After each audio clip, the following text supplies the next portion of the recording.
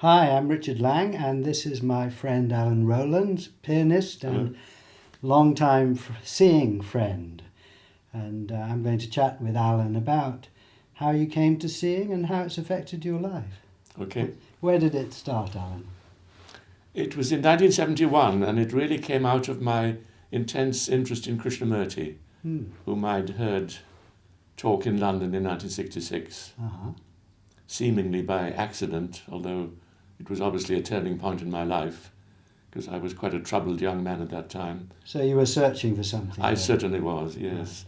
Right. And I thought I had never heard such wisdom and intelligence coming from a human being in the whole of my life. And I became very involved in the formation of Brockwood Park School in 1969 and taught piano there. And was all that time deeply interested in what Krishnamurti had to say and what he was writing, and I went to every possible talk that he gave. And yet at the same time it did seem, especially in the years of the school, that he was making the most enormous demand on people. It was not only that he had this great understanding, but that he was looking for a total change in human consciousness. And I think everyone felt the sort of pressure and intensity and passion he put into that. He was, in some ways, a very intense and demanding person. And I began to feel the impossibility of really living the teaching that he was promoting. What did he really mean by the observer is the observed? You are the world. Freedom is at the first step, not the last. And various motives that would keep recurring to find the unconditioned mind, and so on.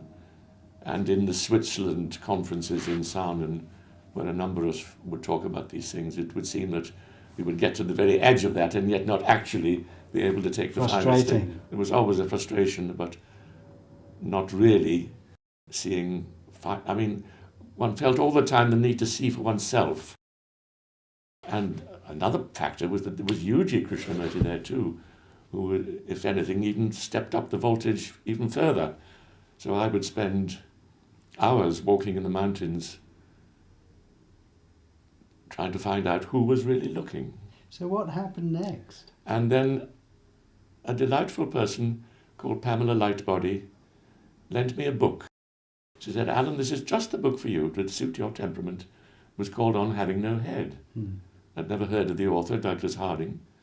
But I read the book, and I was delighted with it from the very first. I thought, this is saying something important, although it said it with an extraordinary light touch. In fact, his humour was, I think, one of the most wonderful things about him. And although I wouldn't say that I totally got the point in a vivid first-hand sense, to me it made intellectual sense, although to many people it sounds paradoxical to say one has no head. So I wrote to him. And he telephoned me and said, you must come and see us in Acton, in Suffolk. So we arranged that, and he said, I will meet you, and I'll be at Ipswich Station, and I've got a white beard, you can't miss a white beard. And I remember that on the day, I didn't feel at all like going. I think I felt that something very important and possibly disturbing might happen, and I almost didn't go. But I did go, and when I got to the platform at Ipswich, there was no white beard, but there were some ladies, two ladies, or sometimes I say it's three, because I always get confused with the Three Ladies in the Magic Flute by Mozart, who are agencies of a higher power, you know. But I think actually it was two, and I think you know who they were. Yes. And they took me off in the car and harangued me unceasingly about seeing and how wonderful it was. Also, with the assumption that I had already got it for myself, which I hadn't. So I felt very sort of harassed and uncomfortable, as if it was assumed that I saw something which in fact I didn't see. And then I met Douglas, who was quite a majestic personality. And I remember before long he said, I think we must put Alan in the ritual paper back, and did so. and it scared me stiff. The tube, face to no face. The paper tube, yes. Yes. And I remember that it was a bit too large, and he had his hand under my chin, keeping it closed, and I was thinking, oh, what is he doing to me? What is this? Is it some kind of hypnosis? Strange man. And I didn't get it. Or at least I thought I didn't. But what happened was that when I tried to go to sleep that night, I couldn't, because I kept having that dream in which you feel that you're falling and you wake up just in time to save yourself. It happened over and over again. And I almost felt afraid to go to sleep, not knowing whether I'd be there when I woke up. And in the morning, one of these ladies brought me a cup of tea and went on about it again. I thought, well, really, she will not leave me alone, and I'm only half awake. And we had breakfast, and then, fortunately, somebody said, let's go for a walk. And I was so pleased to get out of the house, because I'd felt this atmosphere somewhat oppressive. And we sat down in a group, I think there were 4 or 5 people, on the bank of the River Orwell, one of those sunny banks. It was a lovely sunny day.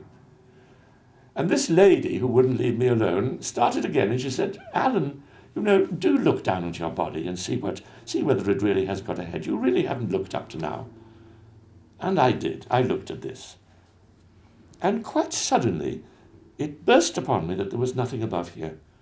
It was so clear and so vivid and so funny that I burst out laughing. And she said, there you are, you see, you've got it. And I had. How wonderful. It was one of the most releasing moments of my whole life, I think, because at last I felt that I saw a fundamental truth about myself for myself. Yes. Not under the influence of somebody, Yeah. not as a result of a teaching or a tradition or anything like that. And it's been clear ever since. So how has it affected your And life, this is, Alan? and now it's a jolly long time. That's 40 years ago. I mean, and when I went back to the house, people were already saying how different I was, because I had been pretty shy and withdrawn, and already sharing this with people who were arriving later in the day. How has it affected my life? Well, first of all, I'm a very visual person, and there has always been quite a strong visual aspect. This is hard to describe, because in a sense nothing has changed, and yet there is a change. One thing I might say is that when I look around a room like this and see the objects, the chairs, the furniture, the flowers, the books, it all seems extraordinarily right. Everything is in its place. It's rather as though one were looking at a beautiful still life painting, where although what you look at is perfectly commonplace, you suddenly realize the perfection or even miraculousness of what you see. And why do you think that is in terms of looking from the emptiness? Well, I don't know. you don't know. It's just something, I had noticed it a bit in my life before, when one had particularly deep philosophical discussions, often late in the night, when suddenly there'd be a sense of quietness and silence in the room, and the very objects that one was looking at seemed to be speaking to one in that silence. And then out of doors, on buses, in traffic, it sometimes seems to me as though I'm watching a very well-rehearsed play. The traffic is moving, it's coming and going, and the people are walking to the left and walking to the right and interacting. It's like watching a stage in action of something which has been exquisitely rehearsed right down to the last detail. It's all absolutely right as it is, and you just watch it. And you're watching out of this emptiness. And it just takes place. And there's a sense of absolute perfection.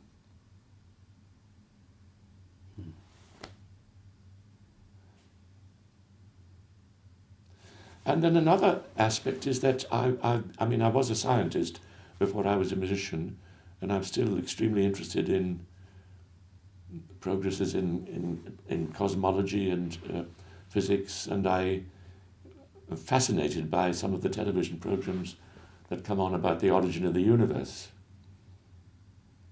And there's been one recently called Everything and Nothing. And I notice that physicists and cosmologists are now increasingly talking about the infinite potential of nothingness. And people like Stephen Hawking have already said that they think that the whole thing came into being out of nothing. Although they still use the past tense. Right. They talk about the Big Bang happened 13.5 billion years ago. And I feel that the seeing that we're discussing, headless seeing, the whole manifested world is emerging constantly, all the time, out of this nothingness, which is the essence of oneself. So in a sense, there's a perpetual and ongoing Big Bang. And I feel fascinated too by the sense that the fundamental factor of the universe is not matter, but consciousness. Consciousness in the sense of awareness. And that is not an emergent quality coming about over eons of time through evolutionary change, but the most fundamental property of the universe from which everything else manifests. Seeing has obviously thrilled you and inspired you and Yes, touched you very deeply. it's true. Yes. It's become the centre of my existence. Yes.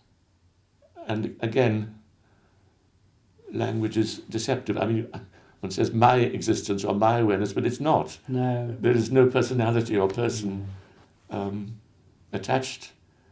It's not coming out of a person. No. What there is of the person, what one sees or imagines, one might think of one third personhood, can only be viewed in the light of this fundamental awareness, which is in itself entirely without characteristic or quality. In fact, this seeing is a perfect gateway into non-duality. People like Ramana Maharshi or the insights of Zen, which made sense to me the moment I understood this seeing. I mean, it's quite remarkable how one could read these things which before seemed so hard to understand, and then they become as clear as daylight. Well, thank you, Alan. Thank you very much.